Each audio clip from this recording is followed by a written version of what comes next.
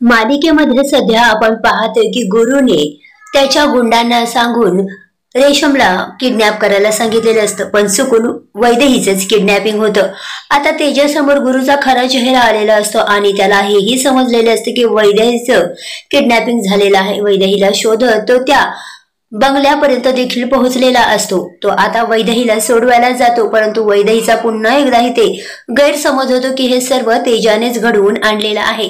इथे आपल्याला दिसतं की एक नवीन प्रोमो आलेला आहे। या प्रोमो मध्ये तेजा वैदेहीला सोडवायला त्या खोलीपर्यंत पोहोचलेला असतो।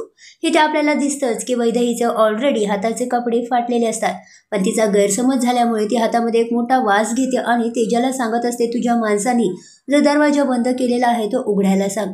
तेजा दरवाजा उघडायला जातो, परंतु होतं उलट की दरवाजा बाहेरूनच उघडला जातो आणि सर्व मंडळी आतमध्ये आलेली असतात।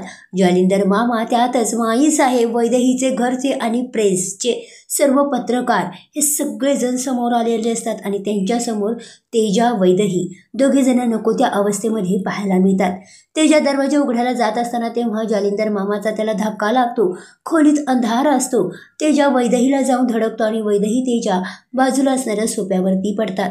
तेजा वैदेहीच्या अंगावरती असतो आणि त्यामुळे सगळ्यांचाच एक गैरसमज झालेला असतो। वैदेहीचे बाबा धावत येत आहेत, तेजाला झटकतात।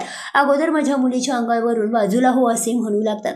वैदेही खूप रडत असते, तिचे कपडेही फाटलेले असतात।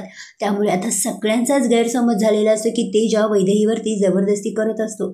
आता असं काही एक झालेलं नसतं, हे तेजालाही माहीत असतं आणि वैदेहीलाही, पण दिसणाऱ्या चित्रामुळे एक वेगळं चित्र तयार झालेलं असतं। माईंच्याही डोळ्यात पाणी असतं, तर वैदेहीचे बाबा आता तरी न्याय करा माई साहेब असे म्हणतात। आता नको त्या परिस्थितीमध्ये तेजा वैदेही अडकलेले असताना आता त्यांचं हे नातं कोणतं वळण घेईल पाहणे इंटरेस्टिंग असेल, तरी मालिकेच्या अशाच अपडेट करता मालिका रिपोर्ट या आपल्या YouTube चॅनलला सबस्क्राईब करा। थँक्यू।